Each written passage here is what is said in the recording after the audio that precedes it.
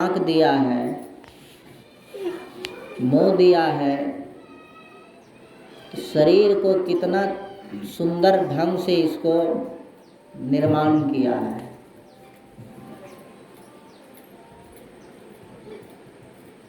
और इस चीज को आप लाभ नहीं उठाते हैं, विषय में समय गंवा देते हैं। तो जब विषय में समय निकल जाता है तो उसी का परिणाम नरक है, उसी का परिणाम 84 लाख योनि है, उसी का परिणाम दुख है।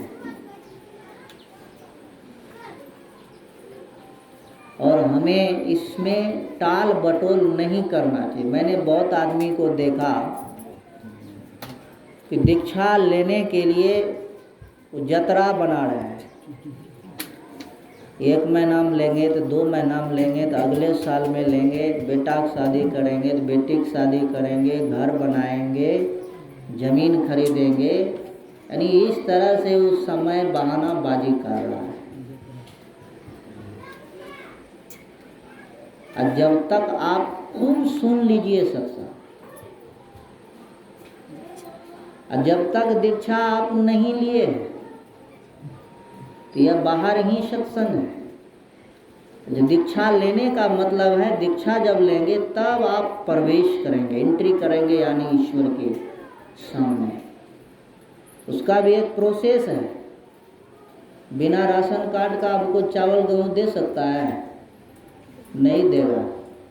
तो इसलिए ईश्वरीय प्रोसेस जो है, उस मर्मज्ञ में आपको एंट्री करने के लिए जो रूल है, उस रूल का फॉलो करना पड़ेगा आपको, तभी आप जा सकते हैं। तो सुनेंगे भी, जब तक आप सुनेंगे भी नहीं तो शरीर में भीजेगा नहीं। सत्संग एक टैबलेट का समान काम करता है। जैसे टैबलेट खाते हैं तो खाए तो जो दुख है निकलने लगता है।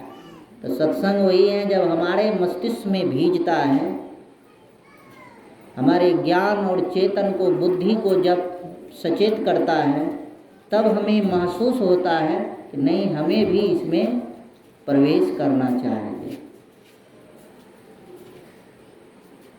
और इस सत्संग में आने के लिए, सत्संग करने के लिए जितने देवता हैं, और वहीं बैठ जाइए बाबा, वही जगह खाली है, बैठिए वहीं, दूरे से प्रणाम कर लीजिए। और जितने देवता हैं, सब देवता सत्संग करने के लिए भी तरसते हैं, सत्संग में बैठने के लिए समय निकालते हैं। हम लोग को अगर समय मिल जाता है तो सोचते हैं वो नहीं जाएंगे, निमंत्रण नहीं आया है। ये भी सोचते हैं बाबा बढ़िया प्रवचन करने के लिए नहीं जानता है, हमारे मन अनुकूल बाबा नहीं आए हुए हैं, मन की गति है। कई तरह की दिमाग में तरंग जागृत होता है और सोचते हैं, इस तरह से आते भी नहीं। बाबा कोई भी रहो, सत्संग में भगवान उपदेश करते हैं उसके माध्यम से। ये नहीं समझिएगा कि बाबा में खासियत है, खासियत सत्संग में है और ईश्वरी में खासियत है। वो वहाँ सवार होके उपदेश करते हैं। तो समय को नहीं टालना चाहिए। और मैं आप लोगों से गंभीर जोरदार अपील करता हूँ, अगर इस मार्ग में नहीं आएंगे तो आप दुख झेलने के लिए तैयार रहिए, तब तो संत भी आपको बचा नहीं सकेंगे उसमें जाने से।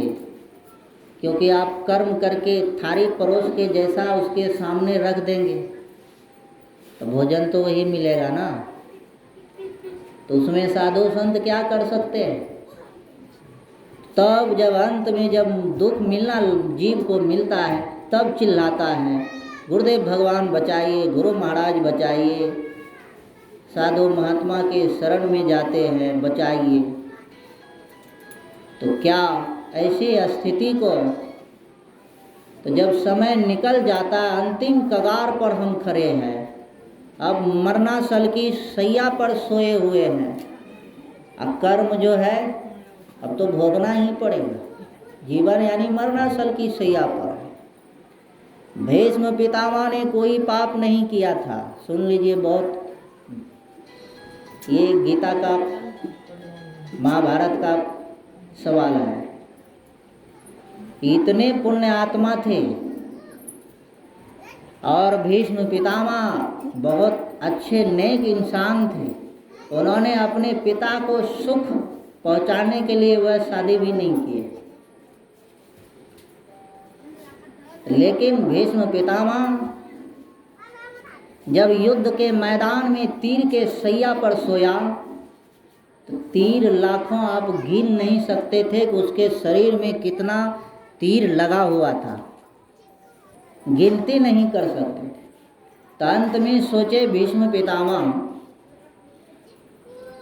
कि सब लीला तो देख ही लिए हैं, भगवान का दर्शन हो जाए तब जीवन को त्याग करेंगे। अब भीष्म पितामह को इच्छा मृत्यु प्राप्त हुए थे। तो सब लोग उसके पास मिलने के लिए आते थे। तो भगवान ने कहा, भीष्म पितामह संदेश दिए, कृष्ण भगवान तक पहुँचे, कहा कि अंतिम इच्छा है आपका दर्शन हो जाए। और आपके इंतजार में उन्होंने अपना प्राण को रोका हुआ है, अपनी मृत्यु को रोक कर रखे। और आप जाके थोड़ा उसे दर्शन दे दीजिए, तब उस भीष्म पितामह शरीर को छोड़ेंगे। कृष्ण भगवान सोचे हम क्या करें, फिर भी काफ़ी जोरदार अपील हुआ तो कृष्ण भगवान आए। जब भगवान आते हैं तो देखते हैं भक्त की हालत, तो भगवान भी अपने भक्त को प्रणाम करते हैं। लेकिन भगवान भी विवश हो जाता है, तो क्या करें, उसका भी कुछ मर्यादा है। लाख आपसे प्रेम है, लेकिन आपने जो कर्म किए वो तो दंड देगा, वो तो दंड मिलेगा ही। अब भगवान भीष्म पितामह को प्रणाम करते हैं, भीष्म पितामह भी भगवान को प्रणाम करते हैं। और भीष्म पितामह सवाल करते हैं, हे केशव नंदन, आप तो अंतर्यामी है, आप ये बताइए मैंने कोई पाप नहीं किया, कोई पाप नहीं किया हूँ, लेकिन मुझे तीर के सैया पर जो सोना पड़ा है इसका क्या कारण है। तो भगवान कहते हैं आप तो अंतर्यामी हैं, आगे पीछे की बात सब जानते हैं, और ये भी कह रहे हैं कि मैं 100 जन्म की बात मैं जानता हूँ। तो आप भी जान लीजिए अपने साधना से। तो आपको कहा मुझे मालूम नहीं हो रहा, मैंने 100 जन्म तक दिव्य दृष्टि से देखे कि हमसे कोई भूल नहीं हुआ है।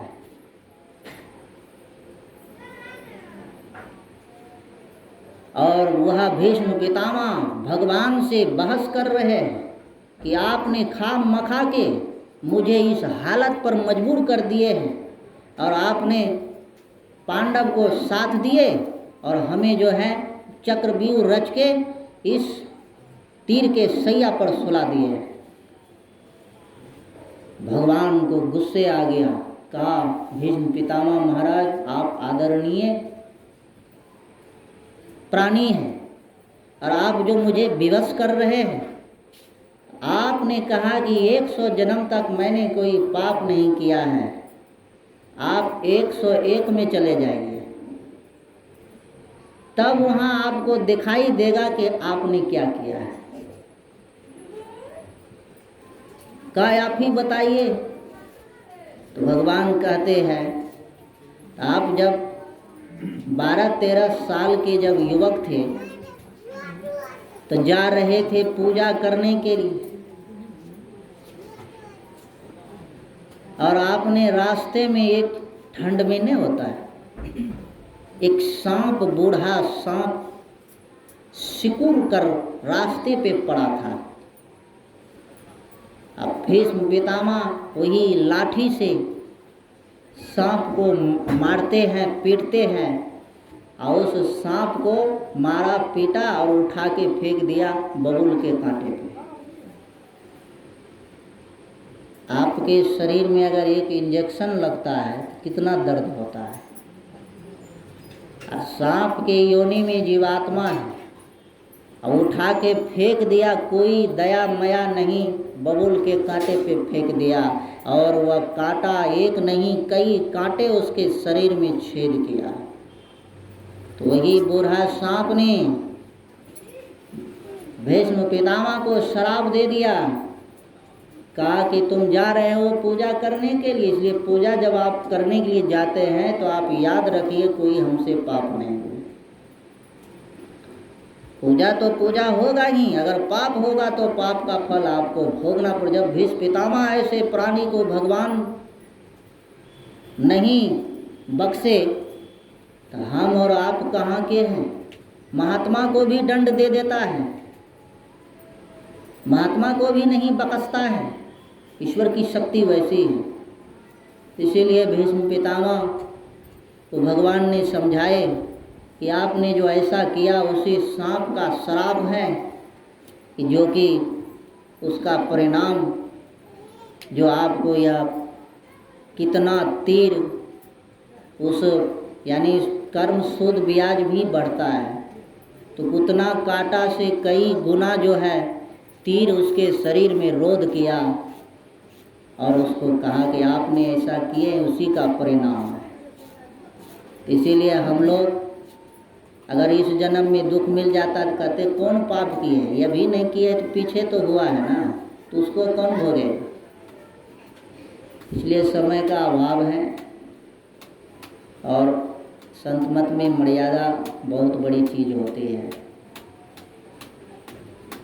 और हमें तो कहे थे सुबह में ही सत्संग होगा, तो समय को आगे बढ़ा दिए अपराह्नकालीन में, लेकिन हाँ बोल दिए हैं, वचन दे दिए हैं। तो हम गौतम जी से बात के कारोबार थोड़ा आगे बढ़ गया है, थोड़ा कष्ट कर लीजिए। तो इसीलिए जो है रुक गए, तो आप लोग का भी लाभ हो गया, आपका भी दर्शन हो गए। तो विशेष सुनाते हुए इतना ही सुनाए हैं। इन शब्दों के साथ बोलिए प्रेम से श्री सद्गुरु महाराज की जय, श्री सद्गुरु महाराज की जय, श्री सद्गुरु महाराज।